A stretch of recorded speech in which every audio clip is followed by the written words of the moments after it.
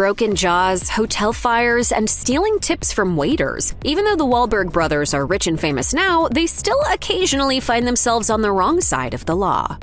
Mark Wahlberg's criminal record began in 1986 when, at the age of 15, he was involved in 2 separate incidents that took place just a day apart. First, Wahlberg and 3 of his pals chased 3 young black kids while throwing rocks in their direction and screaming racial slurs at them. Then, Mark encouraged another group of white men to do the same to a group of black children on a school trip at the beach. Mark and his fellow perpetrators weren't convicted of either offenses, but instead given a civil rights injunction by a Boston judge. This essentially served as a warning that they'd face prison time if they were found guilty of committing any further hate crimes. In 2015, one of the kids Wahlberg and his gang targeted at the beach, Kristen Atwood, told the Associated Press that she still bears the pain and trauma of that day. She recalled, "I was really scared. My heart was beating fast. I couldn't believe it was happening. The names, the rocks, the kids chasing." Then, just 2 years after being issued with a civil rights injunction, Mark broke it by attacking 2 Vietnamese men in separate incidents. First, Mark knocked Tan Lam unconscious with a wooden stick while cursing at him, according to court documents, and attempted to steal beer from him. Later that day, he punched Hoa Trin in the eye, once again using racist slurs while doing so. Mark was subsequently given a 3-month sentence for the 1988 incidents, for which the charges were reduced from attempted murder to felony assault. He later insisted that neither attack had been racially motivated and served just 45 days in jail before being released. The day I woke up in prison, I had to say, you know what? Do I want to continue to be a follower? Do I want to change my life and become a leader?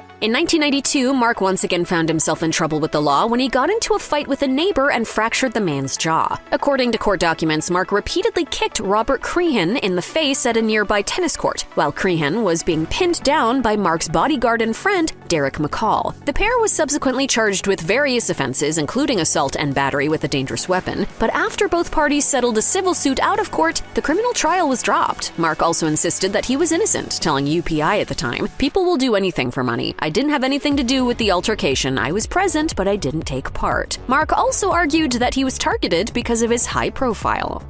In the summer of 1993, Madonna's spokeswoman, Liz Rosenberg, revealed that Mark had gotten into a fight with members of the Material Girls' entourage. The incident began when a friend of Madonna's was called a homophobic slur by Mark at a Hollywood bash. Mark then allegedly punched Guy Oseary, an executive for Madonna's company, Maverick Productions. Mark later admitted that he did break Oseary's nose, but that Madonna's side of the tale wasn't entirely true. He told Shortlist in 2012, "She called the cops on me, told everybody this story that I was doing that I wasn't." You know, I'm used to it. If I believed everything I read about Madonna, man, that would be crazy. The actor also recalled how the drama nearly cost him one of his first major movie parts in Renaissance Man, but luckily for him, the film's producer Penny Marshall managed to overlook any alleged homophobia and violence.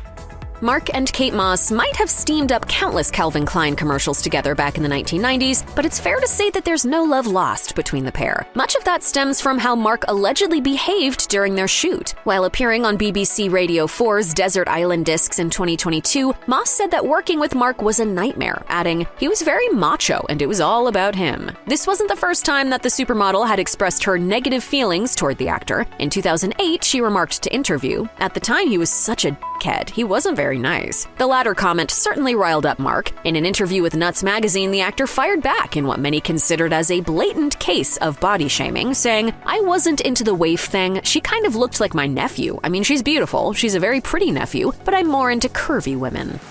In one of those remarkable twists of fate, Mark was initially booked to fly on the ill-fated American Airlines Flight 11 on September 11, 2001, but just 24 hours before, the actor changed his plans. However, he later argued that he'd have saved the day if his schedule had stayed the same. Mark told Men's Journal, "If I was on that plane with my kids, it wouldn't have went down like it did. There would have been a lot of blood in that first-class cabin, and then me saying, 'Okay, we're going to land somewhere safely, don't worry.'" Understandably, Mark faced a huge backlash for arguing that he would have played the gung-ho action hero as convincingly in real life as he does on the screen. He later apologized for his remarks in a statement, calling his previous comments ridiculous. In 2014, Mark made headlines for requesting a pardon from the state of Massachusetts for his 1988 conviction for assault. The star explained in his application, "My hope is that if I receive a pardon, troubled youths will see this as an inspiration and motivation that they too can turn their lives around and be formally accepted into society." I've been working for 27 years to right the wrongs that I've done and the mistakes that I've made as a child. However, the state prosecutor who issued the civil rights injunction to the actor pointed out that Mark still hadn't acknowledged that his crimes had a racial motive. It was a hate crime, and that's exactly what should be on his record forever. And for him to want to erase it, I just think is wrong. The actor's application was also protested against by an Asian American activist group, 18 Million Rising. 2 years later, Mark told The Wrap that he regretted ever bringing up the past, saying, "I was kind of pushed into doing it. I certainly didn't need to or want to relive that stuff over again." In 2017, the cast of All the Money in the World was required to undergo various reshoots following the sexual misconduct scandal that engulfed ousted star Kevin Spacey. Director Ridley Scott claimed at the time that all parties had essentially given their time for free, but it later emerged that Mark Wahlberg, the film's leading man, had benefited financially from all the drama. While his on-screen wife Michelle Williams pocketed less than $1,000 for her overtime, Wahlberg took home an extra $1.5 million after his team negotiated a new lucrative deal. A USA Today source also claimed that Mark told producers that he wouldn't approve of Spacey's replacement, Christopher Plummer, unless he was handsomely rewarded. Not only was Mark accused of profiting from other people's misfortune and misery, his demands were also viewed as a blatant sign of Hollywood's gender pay gap problem. After the news went public, filmmaker Judd Apatow wrote in an X post, "This is so messed up that it is almost hard to believe."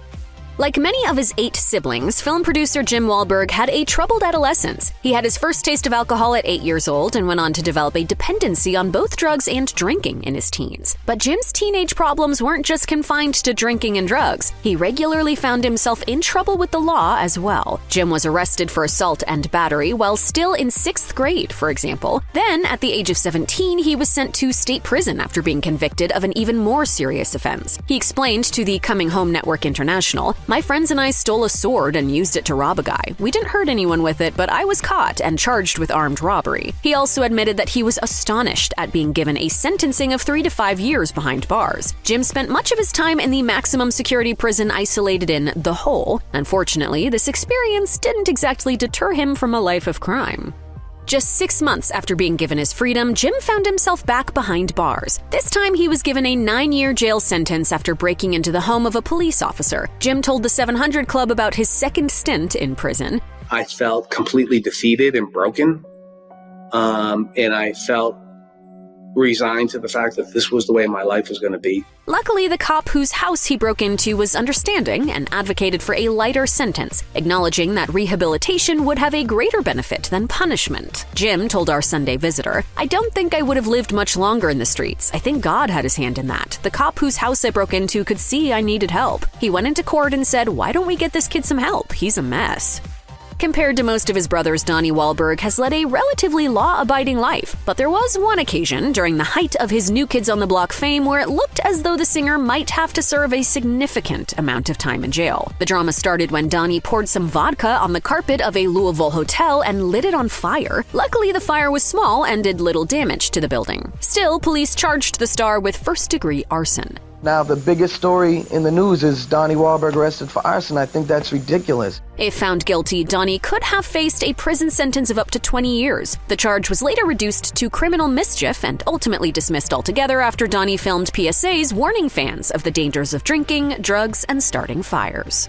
The Wahlburgers food chain, owned by Paul Donnie and Mark Wahlberg, found its reputation called into question in 2016 when it was sued by several former employees over labor law violations. 5 former workers at their Coney Island location claimed that they hadn't been paid the national minimum wage by the business and that their tips were also confiscated. According to their lawsuit, workers didn't see a cent of the $3,000 tip left by the Blue Bloods cast at a private bash in 2016. The former employees also alleged in their suit, Wahlburgers maintained a pattern and practice of regularly shaving compensable time from the weekly hours of all its non-exempt employees and paying them significantly fewer hours than they actually worked. In a statement given to The Wrap, Wahlburgers proudly stated their commitment to treating people with respect and fairness. However, the chain didn't deny or confirm the allegations. Instead, they agreed to look into the matter and help resolve it. Trying to build a business and a franchise, not a sub shop on the corner of the neighborhood. 2 years after being accused of keeping employees' tips, Wahlburgers once again found itself in the headlines. On this occasion, it was the closure of the Upper East Side branch in Manhattan. New York City's Department of Health found that the restaurant had violated several health codes, including unsanitary food prep areas, lack of food protection certificate, and evidence that mice had been scuttling around the place. A spokesperson for the chain said in an official statement, "We are addressing the issue immediately, but at this time we do not have an exact timetable for when the restaurant will reopen its doors." Unfortunately, the restaurant never reopened its doors at all. A month later, it was permanently shut down after just 18 months in business. If you or a loved one has experienced a hate crime, contact the Victim Connect hotline by phone at 1-855-4VICTIM or by chat for more information or assistance in locating services to help. If you or a loved one are in immediate danger, call 911.